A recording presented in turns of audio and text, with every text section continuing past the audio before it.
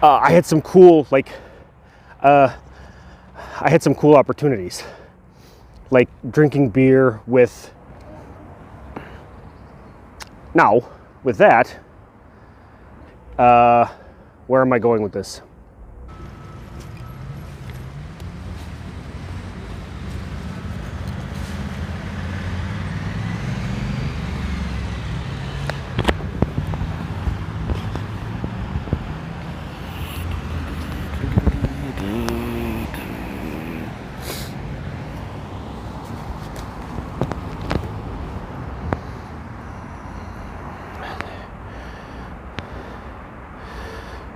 It's kind of cold out. I gotta put gloves on.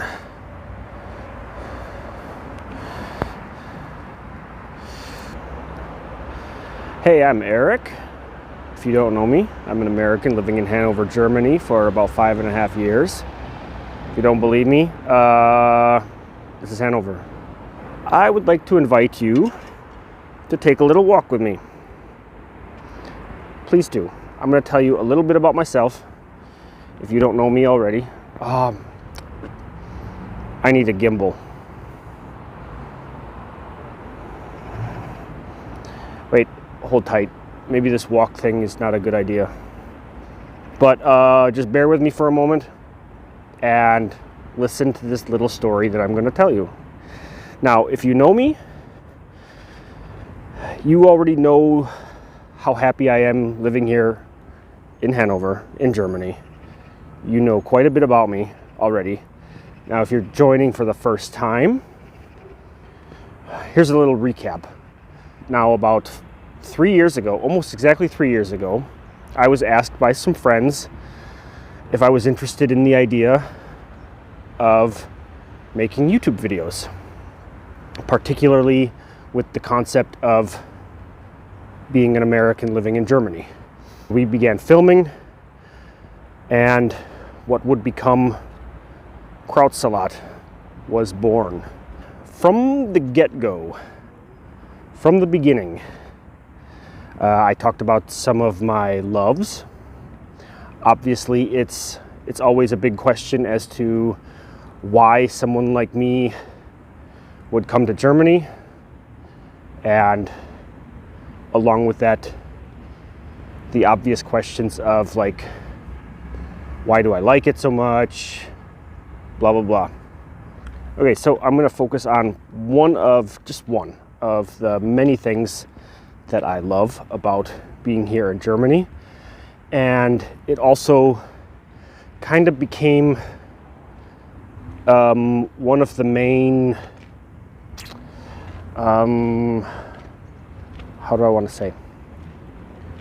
Like one of the main elements that goes along with me, something I've become a bit known for, and especially with this YouTube stuff. And I'm talking about my love for beer. Now, if you've seen any of the Krautsalat videos, you know. Perhaps you've seen some of the videos with Everett and Josie. Some people know me as the Fairy Beer Father, which I am extremely proud of to hold that title. And yeah, so I've got a very deep love for beer. And this is one of the things that kind of really became part of my life, because clearly Americans love German beer. Germans love Americans loving German beer. I've drank beer with a good amount of you out there watching. And I've had some wonderful beer drinking experiences from, like, we did something on the Krautsalat channel. We had no real direction with that channel. But one thing that we wanted to try doing was we had the silly concept of seeking out the best beer in Germany.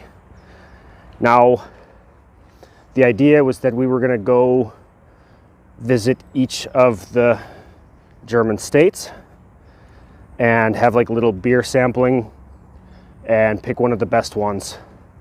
However, it didn't get very far. This concept didn't get very far because as we were doing this during the pandemic, it really killed a lot. We weren't able to do as much as we wanted to. And then because of the other guys that I was working with, it just didn't get very far. So that's also why the channel basically ended. But now I had some really cool opportunities, even in that short time. Like, I got to meet and drink beer with Andy Feldman. And now, spoiler, if you've seen Andy Feldman's Funktionspunk channel, you might recognize some of the editing and filming styles, because those guys left me for him. But that's fine. I'm not. It is what it is. Like, they know Andy way longer than me, so that's fine. Where am I going with this? Okay, I'm gonna stop walking for a moment, and I'm at the Mosh Park. Clearly, you watched me walk around the rat house, but I found this spot in front of the museum. I'm gonna plop the camera down here for a moment. Let's get it set up. Okay, so this is not the absolute best location or position, but whatever. I kind of wish the tree was gone. It'd be a nice view of the rat house. But anyway, you get it. We're here for the story, not the view, right? Yeah. Anyway, so, okay, we get it, Eric. You love German beer. Get on with the story. Last summer, in August, I began working at a Getränkemarkt, Bierladen, beer heaven. Like, this is the best job for me, right? Like, no joke. Like, why didn't I have this job 5 years ago? Like, it seems perfectly fitting for me. In October, I had an idea in my head that I wanted to share something with you, kind of talk about my excitement about having this job. It's a relaxing job. I love it. Like, I'm very happy that the people that I work with appreciate me being there, and that means so much more than anything else. Now, back in October, I had intended to make a little video kind of talking about that and like celebrate, and like I wanted to have a beer with you. Now, I bought this beer. I saw another YouTuber drink this, and I realized that I can't recall if I've ever had the Edelstoff. So obviously I've had the Augustiner Helles. It's a very good one, but I don't think I've ever had this one. So I wanted to have like a little celebratory beer with you guys. Now here's where the story turns, because I've been sitting on this beer, figuratively, not literally, since October. I haven't drank it yet.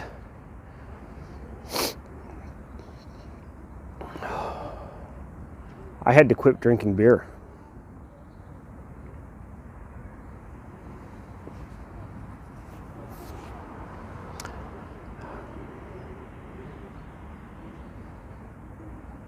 For quite some time, I've been fighting allergies related to beer drinking, and I was not sure exactly what it was, and I still need to get it tested. I'm curious. I don't know. I do know that it's not the alcohol.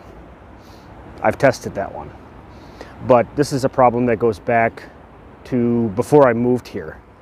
On days when I was drinking beer, I was taking some sort of allergy pill, like a simple over-the-counter antihistamine, or here, I forget which one I was taking at first, but like the past 2 years, I've been taking cetirizine.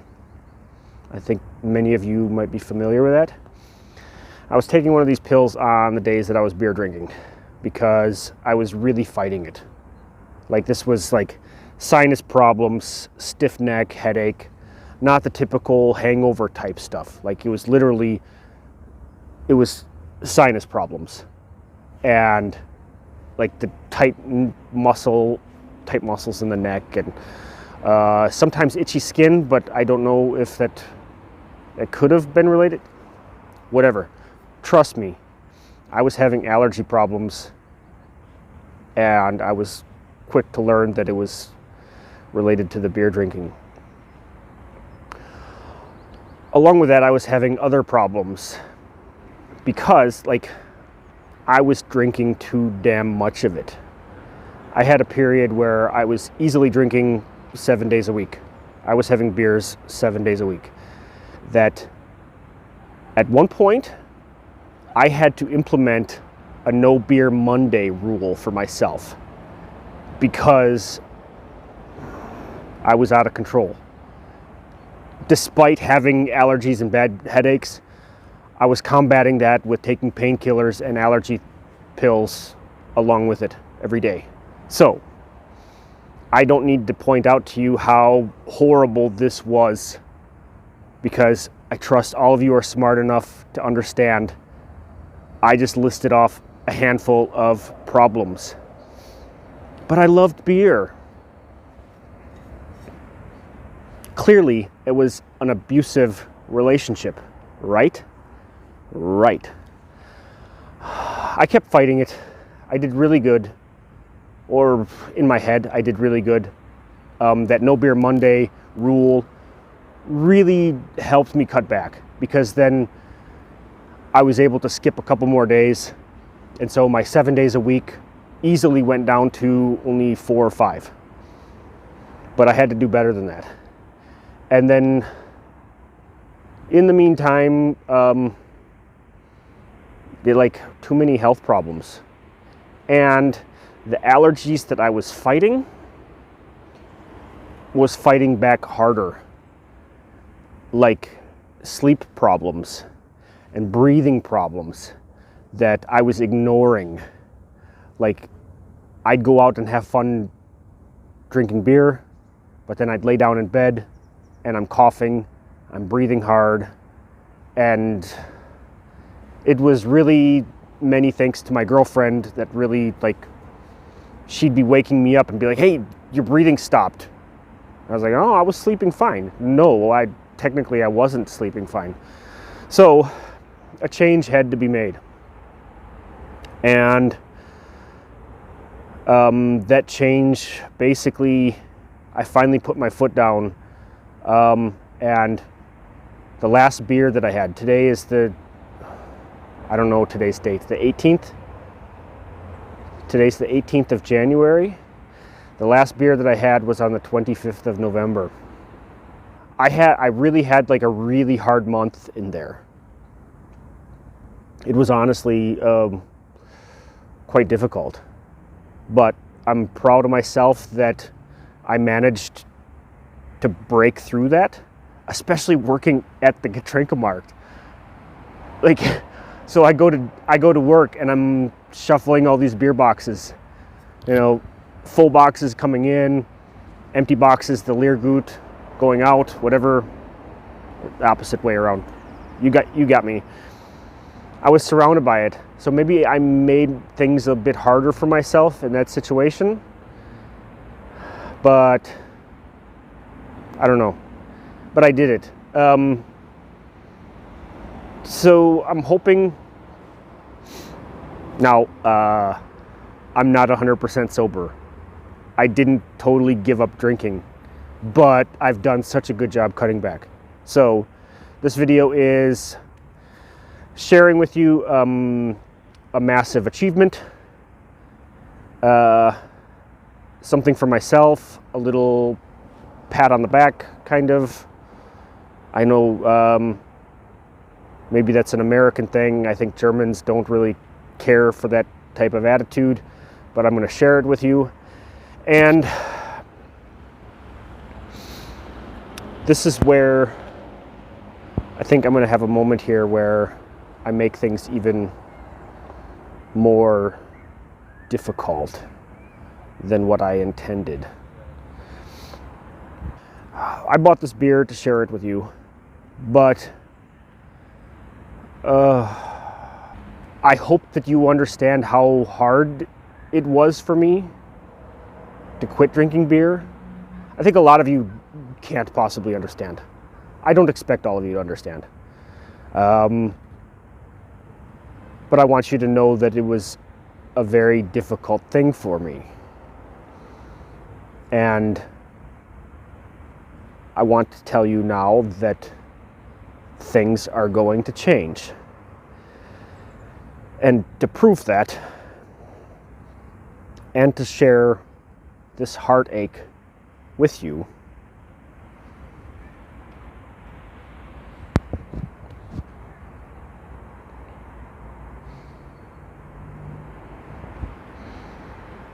I'm sure I'm going to get comments like, "Yay, Eric, you finally grew up," or something like that. It's like, come on, I'm 43 years old. I've dealt with bigger problems. I don't need anyone telling me that I'm finally growing up. Sorry. But this was a really big moment for me to finally get over this. And I wanted to wait. Like when I had that last beer in November, I really wanted to wait and like make sure that I was 100% with myself in this. So, to fully share with you this change, this heartbreak, the drama, whatever, I bought this beer to share it with you, and that's what I'm gonna do, right? However, I am still fully committed to myself, and I'm not drinking beer.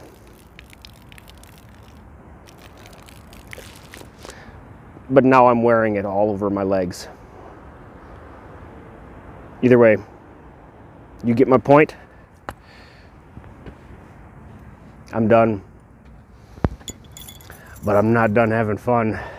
I'm just getting started. So stick around with me. Thank you for watching. If you're new here, please subscribe. Like the video if you want. I appreciate it. So, bis nächstes Mal. Feierabend.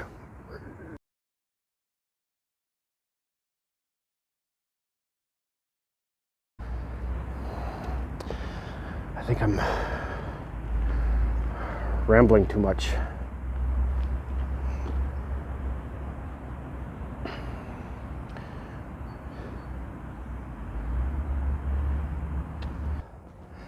Yeah, where am I going with this?